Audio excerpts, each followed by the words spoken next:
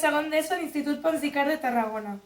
Hola, jo em dic Damià i faig quart de primària a l'Escola del Miracle.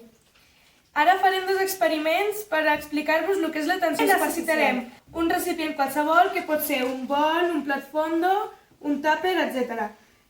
Sabó de rentaplats, colorants alimentaris, bastonets i llet. Ara afegirem una mica de llet al recipient.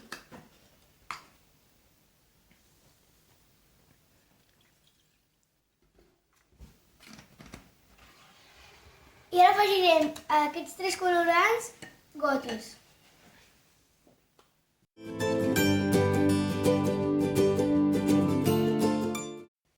Veieu com els colorants es queden a la superfície de la llet?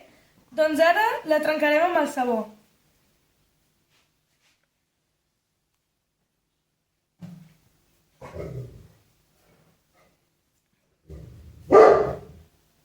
I això passa per la tensió superficial de la llet.